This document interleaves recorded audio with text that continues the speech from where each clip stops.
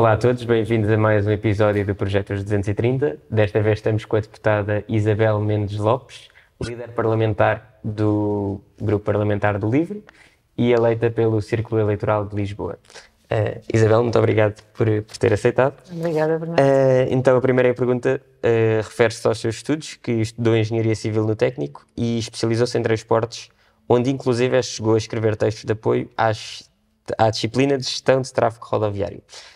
Então, diga-me, a que fatores é que se deve o trânsito todo que existe nas cidades portuguesas, para além de que as autoridades competentes ainda não leram o que a Isabel escreveu? Acho que a questão... Bem, primeiro, antes de tudo, muito obrigada pelo convite e parabéns pelo trabalho que vocês fazem. Sobre o tráfego rodoviário, um dos grandes problemas é que nós temos carros a mais nas nossas cidades e não temos feito uma boa gestão do nosso espaço público. E, portanto, temos demasiadas pessoas a andar em carros. Um carro ocupa imenso espaço e, muitas vezes, a pessoa anda sozinha dentro do carro. E, portanto, um dos problemas não tem a ver necessariamente com as autoridades no sentido da polícia, da regulação do trânsito, mas tem a ver com a maneira como as cidades são desenhadas e como as políticas são implementadas. E, portanto, o que é que falta em cidades como, por exemplo, Lisboa? Faltam redes de faixas bus, onde os autocarros possam andar, não tenham de estar no meio do trânsito, não se atrasem e, portanto, mais pessoas consigam usar o sistema de transportes públicos com confiança e sabendo que não vão chegar atrasadas porque o sistema é fiável, e isso é que permite ir reduzindo o número de carros na cidade. E quando reduzimos o número de carros na cidade, reduzimos também o trânsito. Claro, tanto é que agora vai haver uma faixa bus na A5. Que foi aprovada também aqui. Sim, foi aprovado no Orçamento do Estado. Vamos ver como é que vai ser implementado, porque há muitas propostas que são aprovadas no Orçamento do Estado e depois não são implementadas. Mas a questão de haver faixas bus nos acessos às grandes cidades, nomeadamente a Lisboa, é essencial para que as pessoas não tenham de trazer o carro, porque isso é outra questão que é muito relevante. O número de carros que entra nas grandes cidades todos os dias, das pessoas que moram na periferia, nas zonas à volta das cidades, é muito grande porque as pessoas de facto não têm alternativa e, portanto, têm de trazer o carro para dentro da cidade e tendo o carro dentro da cidade, andam necessariamente. E era dessa alternativa que também lhe iria perguntar. A ferrovia ainda não é atraente o suficiente para quem mora nos subúrbios, pelo menos? Depende dos sítios de que estamos a falar. Há sítios onde é muito atraente e a melhor forma de chegar a Lisboa ou a Porto é de ferrovia. Há outros sítios em que não. E, portanto, o que nós temos de fazer é olhar para o sistema de transportes públicos, porque nós não podemos olhar para cada modo isolado, porque cada modo serve uma função e serve um tipo de território. E, portanto, temos de olhar para o sistema de transportes públicos e perceber como é que pode servir, de facto, melhor as pessoas. E, portanto, é preciso redes de autocarros ou até de táxis em zonas que depois levem as pessoas, por exemplo, às estações de comboio, para que as pessoas possam apanhar o comboio para chegar às grandes cidades.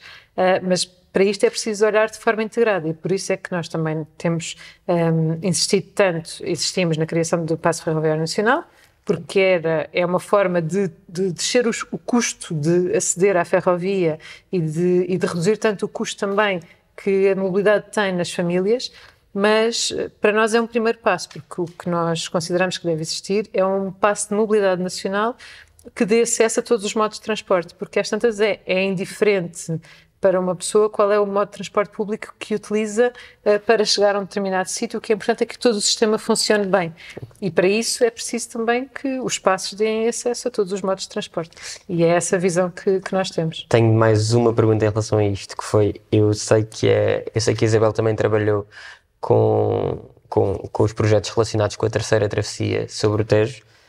Deve ser algo que só deve ter ferrovia ou faz sentido que também tenha a estrada?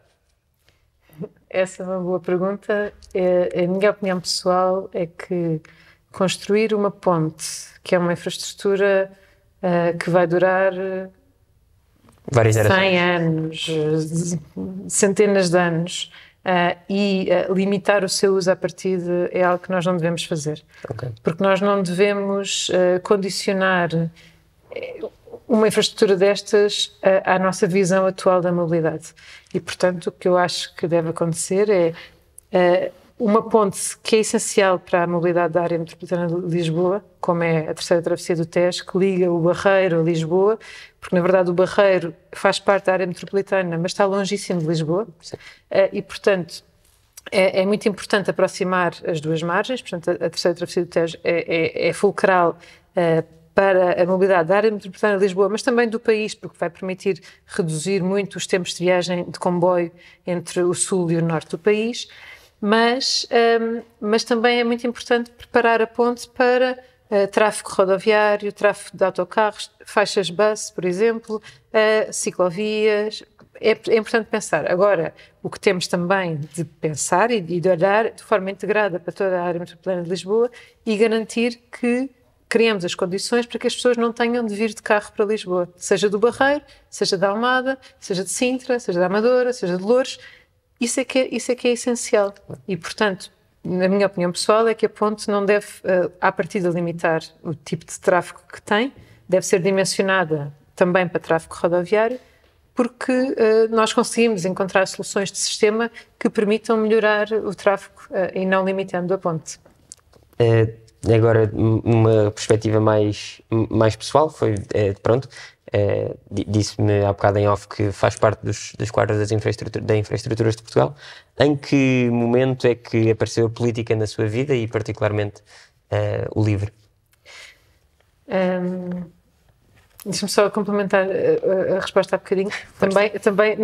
Também por questões de segurança, acho que é importante não limitar a ponte. Ou seja, estava a pensar nisso agora enquanto estava a fazer a pergunta. Claro que sim. Que é, mesmo para o acesso a veículos de segurança, a ambulâncias, a todo o tipo de veículos, também é importante que a ponte tenha essa capacidade de assegurar a ligação entre as margens. O meu despertar para a política, eu sempre fui uma pessoa pouco política no sentido de pouco interessada na vida política, na vida partidária. Foi assim que mais ou menos que cresci, embora sempre tenha estado muito envolvida em todas as questões de comunidade e sempre que havia algo para fazer envolvia-me muito, mas na verdade nada à minha volta era muito envolvido em política, nem família, nem amigos, nem o mundo à minha volta. E depois estudei, fiz o curso e quando comecei a trabalhar comecei a sentir que havia várias coisas que não faziam sentido e comecei a sentir-me um bocadinho inquieta com esta vida global que nós todos levamos e a sentir que há coisas que têm de mudar e que há coisas que não fazem sentido e comecei a tentar perceber como é que se poderia fazer isso e então fui. E isto coincidiu também com 2010, 2011, foi na altura de Troika, em que apareceram imensos movimentos da sociedade civil muito importantes e eu comecei a ir um bocadinho a tudo isto.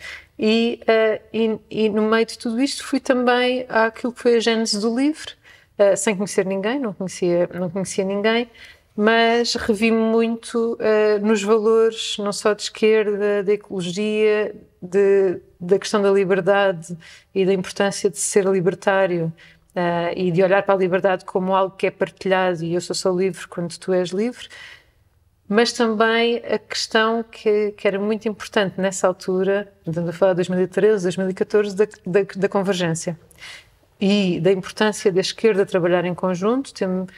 Era muito notório, tínhamos um país que eu espero que ainda tenhamos e que acredito que temos, que era sobretudo um país virado à esquerda, mas em que muitas vezes a esquerda não governava, não tomava o destino do país porque não se entendia para governar. E, portanto, na verdade, quem governava era a direita que se coligava. E, portanto, esta ideia de convergência também me fez muito sentido na altura e foi assim que me envolvi no LIVRE. E participei na discussão sobre os estatutos do partido e fui conhecendo cada vez mais pessoas que não só partilhavam esta inquietação sobre várias coisas que não fazem sentido e sobre como é possível imaginar um futuro diferente e um futuro melhor, mas também que têm formas de trabalho, formas de ver os problemas muito parecidos com aquilo que eu tinha e, portanto, também encontrei ali uma forma de ver o mundo e de trabalhar muito parecida com a minha e pronto, e foi assim que me envolvi.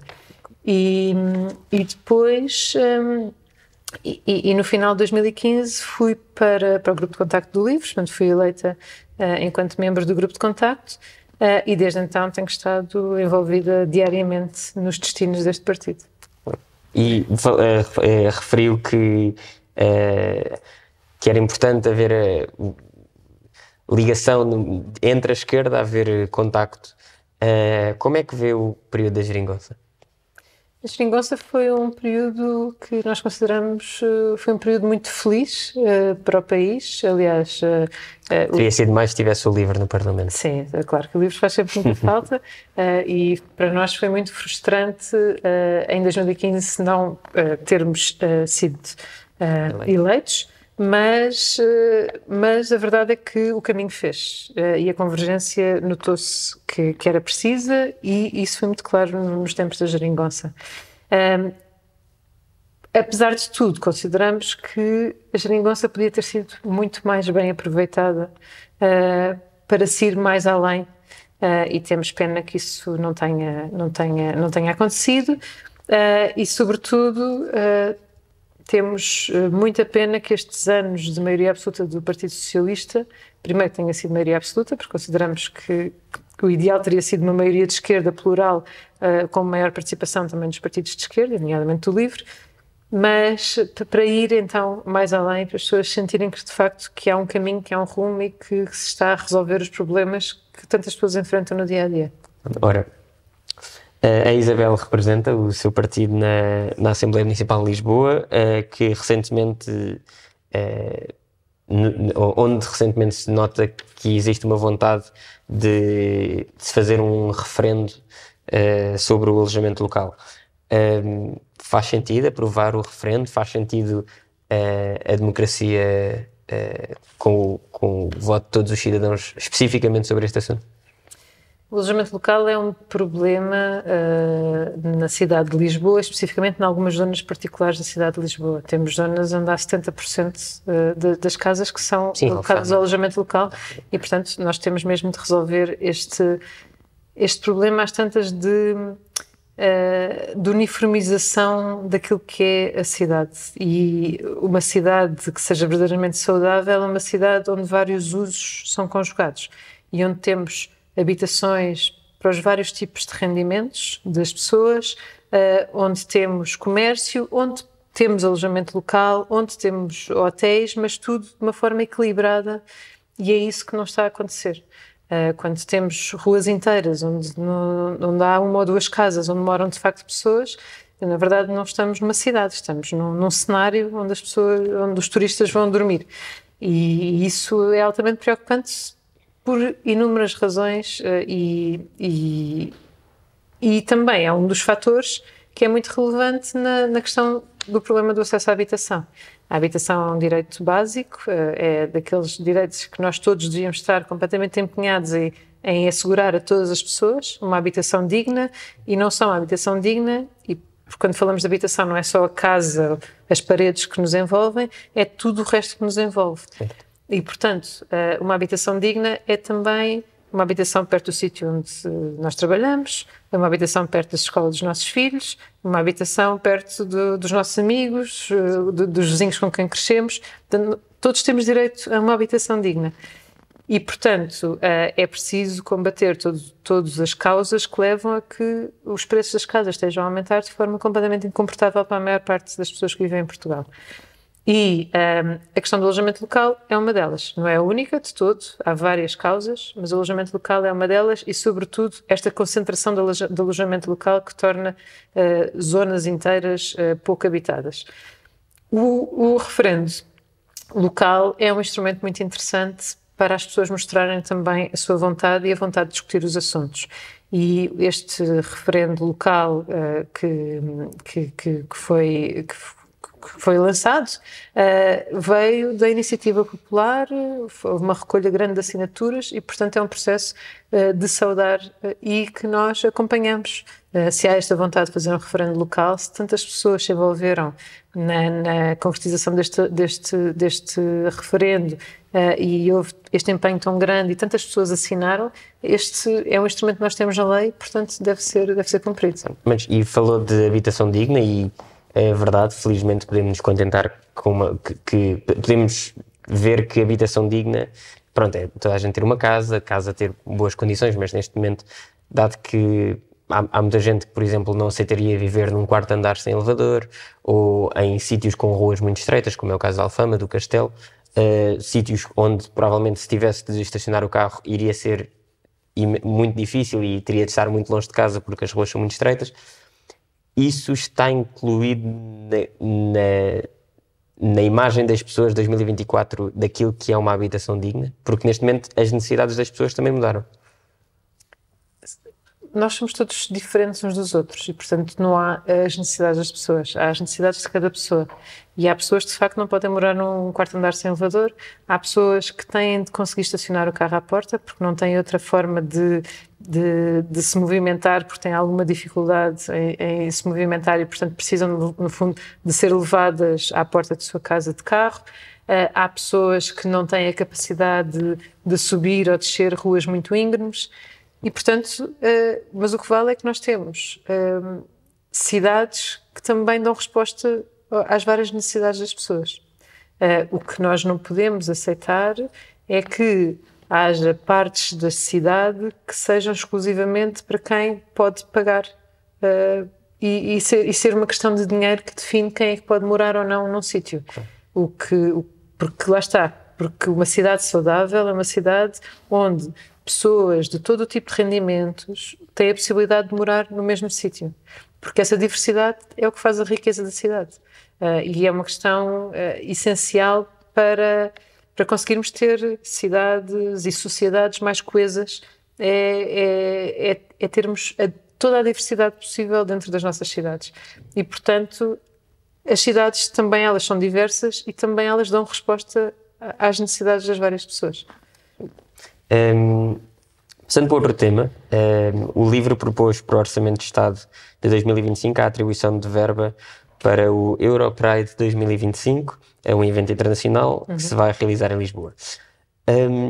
Culturalmente, acredita que a sociedade portuguesa já aceitaria deixar uma verba do Orçamento de Estado para um evento da comunidade, como o LIVRE diz nas suas redes sociais, LGBTI+? Sei o quê? Eu achei engraçado não ter o quê, porque estava habituado a ver o quê. Então, nós vamos usando as várias siglas, mas o Europride é um grande evento que traz muitas pessoas a Portugal e de uma causa que é uma causa de direitos humanos. Nós termos a possibilidade de sermos quem somos, podermos ser quem somos em qualquer espaço e não termos medo de sermos quem somos. Eu muitas vezes refiro-me, por exemplo, à marcha, como a Marcha do Amor, às vezes até para explicar a mais pequeninos o que é. A Marcha do Amor é exatamente isso, é nós sermos capazes de ir a qualquer sítio sem medo. E é muito isso que são todos estes eventos também relacionados com as causas LGBT. E o Europride é uma delas. E, portanto, nós, à semelhança do que foi feito, por exemplo, para a Jornada Mundial da Juventude, parece-nos que também, como este é um grande evento que vai trazer muitos milhares de pessoas a Lisboa, parece-nos que o país também deve estar empenhado em apoiar este evento. Mas então é por uma questão de princípio que, como apoiou um evento religioso, também deve apoiar. Não é como. Há este evento, que é um evento de uma causa maior, que é uma causa de direitos humanos, e parece-nos que é importante o país apoiar, porque é um evento que vai trazer também muita gente e que simbolicamente é muito importante para tantas pessoas. Ok, mas pronto, a minha pergunta ia mais ao encontro daquilo que é a sociedade portuguesa, porque tenho ideia que ainda somos muito conservadores no que toca a estes temas, ou estou errado? Estamos a fazer um grande caminho, e estamos a fazer um grande caminho, às vezes com alguns retrocessos, e isso é particularmente preocupante agora, mas a verdade é que, quer dizer, quando eu era adolescente, não se via casais de rapazes ou casais de raparigas de mão dada na rua. E agora vê-se. E, portanto, há um caminho que está a ser feito, mas é muito lento, porque, quer dizer, não pode haver discriminação por quem nós somos, pela nossa identidade, por quem amamos. E, portanto, Pode haver algum conservadorismo, mas ele tem de ser combatido e tem de se mostrar que todas as pessoas têm o seu lugar na sociedade, independentemente de como são e de quem amam e de como se expressam. E temos sempre de combater os retrocessos. E isso agora é muito visível. Nós estamos numa altura de retrocesso. Espero que seja um retrocesso, digamos, que seja pontual neste caminho grande que estamos a fazer, mas por isso é que também temos de ser muito focais em relação ao apontar para o aumento do discurso de ódio, para o aumento destas forças conservadoras e, sobretudo, forças de ódio que querem voltar para trás e que querem impor a outras pessoas como é que elas devem ser e como é que elas devem comportar. E isso parece-me que é altamente condicionador da liberdade de todas as pessoas, porque lá está, a liberdade só é liberdade quando é partilhada e eu só sou livre quando todas as pessoas são livres. E isso passa por todas as pessoas que amem quem amam, que sejam como sejam, que se expressem como se expressem. Então agora passamos para uma nova fase da nossa entrevista em que damos escolhas à Isabel. Vou-te dar duas opções e das duas escolhes uma. E a primeira é entre humildade e ambição. Humildade e ambição. Oi.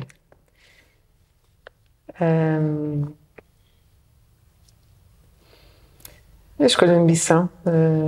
Ambição. Acho que não devemos ser muito humildes no sentido do sentido pejorativo da palavra humildade, e devemos ser ambiciosos porque é possível mudar o futuro e isso se faz com ambição. Cães ou gatos? Cães. Tem algum outro animal que não seja nem um cão nem um gato? Não tenho ninguém mais. Ok, pronto. Telemóveis nas escolas, sim ou não? Eu direi que não.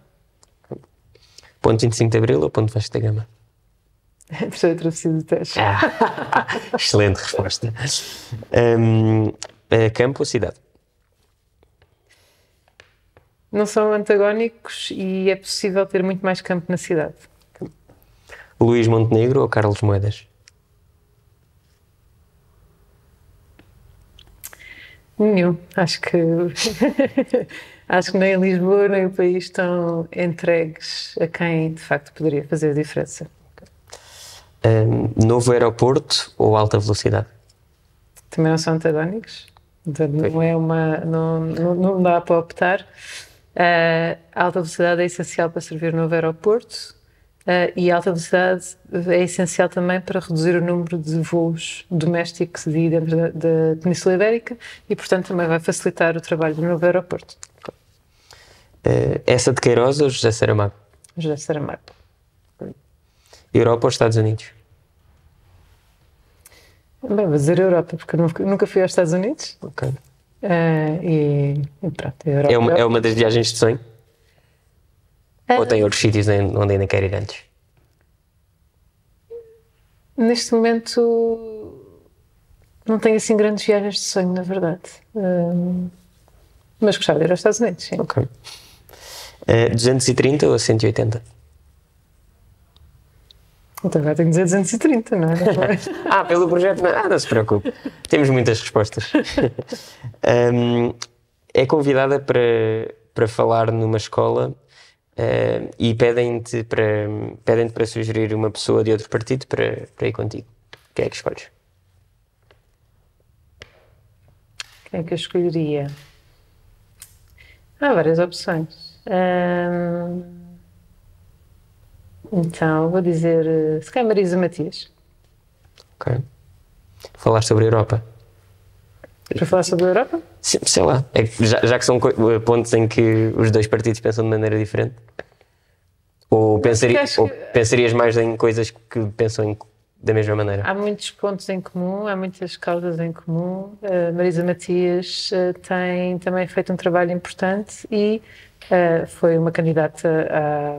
Eu estou a pensar em deputada. Sim. Não é? Claro. Pronto. Porque além de deputada... Pronto, primeiro é deputada e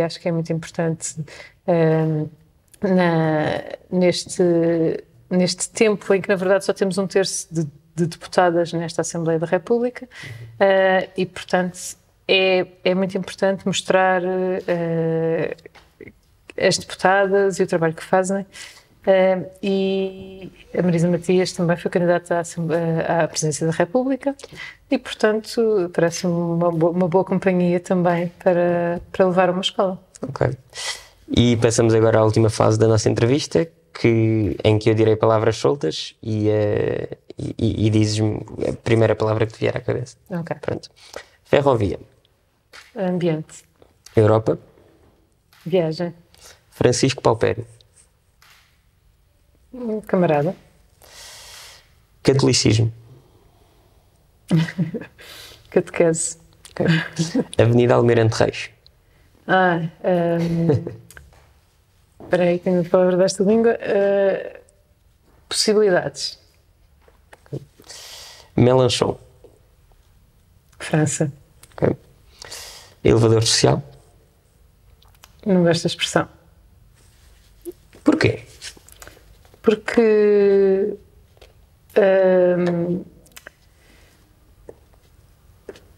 parece que é entrar numa caixa e empurrar e clicar num botão, quando na verdade é muito mais. O que nós temos de fazer é criar uma rede de ajuda mútua para conseguir toda a gente puxar as pessoas que... Se fosse escada social já... Mesmo escada, não, acho que é mesmo uma rede onde conseguimos ajudar e fortalecer as pessoas que ou que vivem em pobreza ou de classes sociais mais baixas, mas para que a sociedade se torne mais igual em termos de oportunidades. E, portanto, no fundo é uma criação de rede. E, portanto, eu não gosto muito da expressão do elevador. Ok, interessante. Corrupção? Corrupção, combate. Maria Luísa Albuquerque. Infelizmente, comissária. Mutilação genital feminina. É para erradicar. Okay. Creches? Creches importantes, mas o mais importante é apoiar as famílias para que consigam estar mais tempo com as suas crianças. E se pudesses definir Portugal numa palavra, qual seria? Potencial. E por fim, que mensagem gostarias de deixar aos portugueses? Nós temos um país que é espetacular nas condições que reúne e que é um país onde nós podemos de facto fazer algo de muito bom. Aliás, nós fizemos algo de muito bom nestes 50 anos depois do 25 de Abril. Os saltos que nós demos a nível de educação, de saúde, são coisas extraordinárias se nós olharmos bem para o que aconteceu em Portugal. E, portanto, nós temos essa capacidade. E, portanto, é possível reinventar o país, transformá-lo num país com uma economia de alto valor acrescentado e com grande foco na nossa qualidade de vida, onde todas as pessoas tenham o dinheiro suficiente para conseguir viver de forma digna, onde tenham o tempo para estar com a sua família, com os seus amigos e consigo próprios também, que é uma parte muito importante do nosso tempo. E, portanto, eu acredito profundamente que nós temos todas as condições para fazer isso. Para isso, é preciso termos essa visão de futuro e a capacidade de trabalhar em conjunto. Isabel, muito obrigado. Obrigada. Obrigada. Obrigado por nos ter acompanhado. Continuem a acompanhar o nosso trabalho nas redes sociais. Estaremos de volta à Assembleia da República para continuar as entrevistas aos deputados. Até à próxima.